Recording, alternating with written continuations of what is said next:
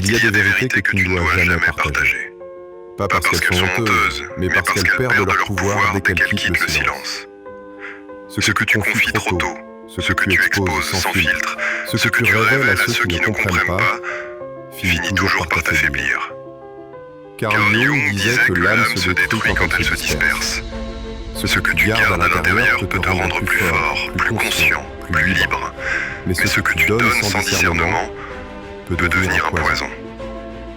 Dans cette vidéo, tu vas découvrir 7 révélations que tu dois garder pour toi, si tu veux préserver ton énergie, ton mystère et ta direction. Et mon salut, c'est Elvis Dante, content avec mon assureur. Et d'habitude, moi, enseigner, mais je préfère utiliser philosophe ça. Je n'ai pas jugé pour qu'on apprenne en application. Suivre ça. Et puis, je vais comme un vélo, je vais partager, on a fait une discussion ensemble. Et qui ça nous a dit pas d'accord.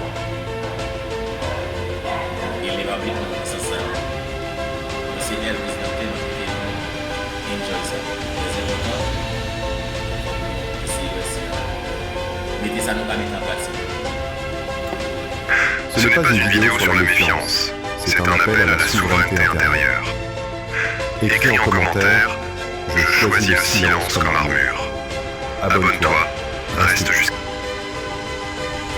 Mon cap vivre sur cette terre, quelque chose à j'entends suivi là, l'État aimé vivre dans le silence. L'État aimé qui a une paix intérieure. Je ne pense pas que mon cap vivre qui t'a aimé dans le problème tout le temps, qui t'a aimé dans le chagrin, qui t'a aimé triste. Tout le monde a toujours souhaité vivre en nous suivre ensemble. Jusqu'à la fin, une révélation t'attend. Dans l'Antiquité, la parole était un acte sacré. Les Égyptiens voyaient dans chaque mot un sortilège. Les stoïciens enseignaient le contrôle absolu du discours. Et les sages orientaux invitaient à parler peu, mais avec vérité. Pourtant, à mesure que le monde moderne valorisait l'expression libre, l'intimité de l'âme est devenue un spectacle. Carl Jung, lui, comprit que certaines pensées n'étaient pas faites pour être dites, mais pour être transformées en silence fertile. Pour lui, dévoiler sans conscience ses luttes, ses désirs ou ses blessures, c'était risquer de le faire entrer dans un théâtre collectif où l'ego se nourrit du regard des autres. Cette perte de profondeur intérieure est l'une des maladies psychiques les plus répandues de notre époque. Comprendre ce qu'il faut taire, c'est retrouver le sens oublié de la retenue, ce bouclier invisible qui protège l'âme des projections du monde. Il ne s'agit pas ici de cacher par peur, mais de retenir par sagesse. Chaque mot partagé façonne ton image. Or, certaines vérités n'ont pas été créées pour être comprises, mais pour être vécues dans le silence. Voici maintenant les 7 choses que tu ne dois jamais révéler à personne si tu veux préserver ton noyau intérieur. Le premier principe que tu ne dois jamais révéler, c'est la nature de tes blessures encore ouvertes. Ce que tu n'as pas encore guéri, ce que tu ressens encore comme une brûlure sous la peau, ne doit pas être exposé à ceux qui n'ont ni la sensibilité, ni la maturité pour l'entendre. Quand tu parles trop tôt de ta souffrance... Et une chose qui est importante, c'est que au par contre qui moun au ka fait confiance pour t'a dit que yon bagay qui gen pour avec paix intérieure ou essayer ou soit dire avec lui soit résoudre et tout autre pas résoudre pas supposé partager la pièce monde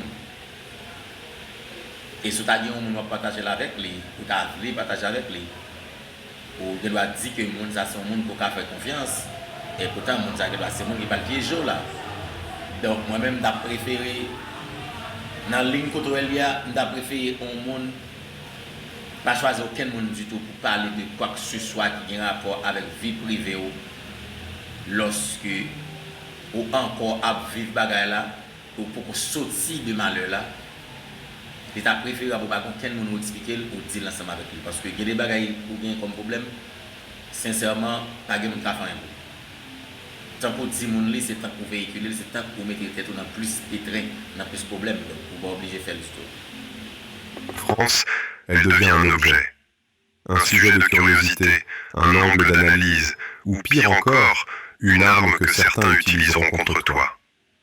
Carl Jung disait que ce que tu n'intègres pas devient ton destin. Tant que ta blessure n'a pas été transmutée en connaissance intérieure, elle reste un territoire vulnérable. Et ce territoire, s'il est mis entre les mains du monde extérieur, sera profané. Ce n'est pas que les autres. Sont tous malveillants.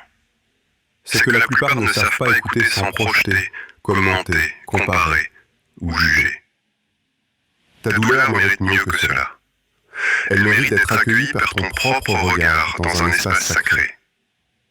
Lorsque tu parles de ton passé encore à vif, tu l'attaches à ta narration présente. Tu en fais une identité, une boucle. Mais quand tu te retiens de la partager trop vite, tu lui laisses le temps de respirer.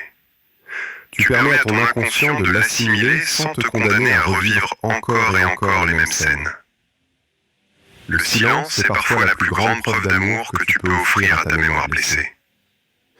Et quand viendra le moment juste, quand la cicatrice parlera d'elle-même, alors tu n'auras plus besoin de raconter.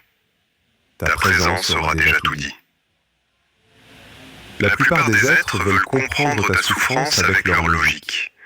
Mais ce n'est pas d'explication dont tu as besoin, c'est de transcendance. Et celle-ci commence dans l'ombre silencieuse de ton cœur. Ce que tu portes dans le secret se transforme en lumière si tu lui laisses le droit de ne pas être exposé. Le deuxième principe que tu ne dois jamais révéler, c'est la direction exacte de tes projets les plus importants. Quand une idée naît en toi, elle est encore fragile. Elle n'est pas une structure, mais une étincelle. Elle demande du silence, du recueillement, du secret. Carl Jung nous rappelle que l'inconscient a sa propre logique et que toute création authentique passe d'abord par une maturation invisible. Parler trop tôt de ton projet, c'est risquer de le désancrer. Tu le confies à des oreilles qui, parfois sans le vouloir, le réduisent, le déforment ou le jugent à travers leur propre filtre. Et même lorsque les autres t'écoutent avec bienveillance, leur présence modifie ton rapport à ton idée. Tu passes de l'intuition silencieuse à l'image sociale. Tu commences à penser à ce que les autres en attendent, à comment ils vont la percevoir, à ce que tu devrais faire pour les impressionner ou les rassurer. Et sans t'en rendre compte, ton énergie créative se dilue. Ce n'est pas une question de superstition, c'est une loi psychologique. Ce qui est exposé prématurément s'épuise dans les projections extérieures. Garde ton projet dans l'ombre fertile de ton intériorité, comme une graine qu'on ne doit pas toucher avant qu'elle ait germé. Il y a une puissance dans le silence de la préparation, une intensité dans l'invisibilité du travail profond. Ceux qui réussissent ne sont pas toujours les plus bruyants, mais ceux qui savent bâtir sans tout révéler. Chaque projet est une alchimie entre ton inconscient et ton action. Si tu en parles trop tôt, tu coupes le lien avec tes forces les plus subtiles. Tu laisses l'ego reprendre le dessus. Tu risques de construire non plus à partir de ta vérité, mais à partir du regard de l'autre. Apprends à créer dans le secret. Laisse-toi guider par la voix intérieure et montre le fruit seulement quand l'arbre est enraciné. Le monde ne mérite pas encore ton projet. Toi, si. Le troisième principe que tu ne dois jamais révéler, ce sont tes actes de bonté invisibles. Il existe un silence plus grand que la parole et une lumière plus pure que l'approbation. Lorsque tu fais le bien dans l'ombre, sans en parler, tu touches une dimension de ton être que ni l'ego ni les regards des autres ne peuvent corrompre. Carl Jung le savait. L'éveil de l'âme passe souvent par des gestes simples, cachés, spontanés, que seul ton inconscient reconnaît comme justes. Mais si tu révèles tes actes de bonté, tu les déplaces de leur axe intérieur vers un théâtre extérieur. Tu les exposes à l'analyse, à la comparaison, à l'interprétation. Et dans ce déplacement, quelque chose se perd. La bonté devient performance. L'intention pure devient récit. Tu n'es plus dans l'acte, tu es dans sa justification. Pourtant, le vrai bien n'a pas besoin de spectateurs. Il se suffit à lui-même.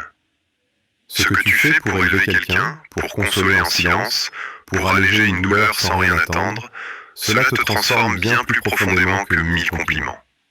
Et plus encore, cela guérit aussi des parts en toi que tu ne peux pas encore nommer. Mais dès que tu commences à parler de ta générosité, même avec fierté, même avec gratitude, tu ouvres une porte à l'ego spirituel, ce piège subtil qui te fait croire que tu progresses alors que tu t'éloignes. Le monde moderne adore récompenser les gestes visibles, mais ce que tu fais dans le secret parle directement au divin. Garde cela pour toi. Ton âme le sait, l'univers le voit, et ton inconscient s'en nourrit comme d'un feu sacré. Il y a des vertus qui ne doivent jamais être dites, car les dire les abîme. Elles deviennent des mots, alors qu'elles sont des élans. Si tu veux vraiment faire le bien, fais-le et oublie-le. Ce que tu fais dans l'ombre façonne la clarté de ton regard, et personne n'a besoin de savoir pourquoi il brille. Le quatrième principe que tu ne dois jamais révéler, ce sont les tensions intimes de ta vie familiale. Ce qui se passe dans le sanctuaire de ta famille, dans l'espace fragile entre toi et ceux qui t'ont vu naître ou t'ont appris à aimer, ne doit jamais devenir un récit public. Carl Jung l'a souvent souligné, les blessures les plus profondes viennent des cercles les plus proches, et ce sont aussi celles que l'on met le plus de temps à comprendre. Parler trop tôt de tes conflits familiaux, c'est courir le risque d'externaliser une lutte qui n'a pas encore trouvé sa racine. C'est transformer une douleur en plainte, un processus en verdict. Je vais dire un petit bagage bien rapide, je vais quitter nos distraits. Surtout nous les Haïtiens, nous te fait, moi te fait, pas fait encore. Ou marier avec un monde, ou divorcer avec lui, juste divorcer avec lui. Et même si tu as divorcé ensemble avec lui, ou carrément marier avec lui encore, on ne sait jamais la vie. Pas jamais expliquer mon problème personnel côté gain avec mon ça il faut quitter. Voir soit vivre avec mon non on compte avec lui ou pas pour expliquer mon bail comme ça. Parce que même nous même là vivre avec madame ou va honte parce que vous trop monde expliquer vie privée nous déjà. Ou t'es fâché ou t'es pensé nous pas tout quitter ou tomber parler de lui et puis même pour ça nous fin parler de lui là ouais c'est même mari sorgien c'est même madame sorgien ou honte. Pendant que même madame moi rentrer dans le cinéma ou dans un restaurant ou pour aller dans la market à madame ou après pour madame ou ouais quelques amis ou après un petit Jean honte dans village non et pas rien lié avec eux vrai.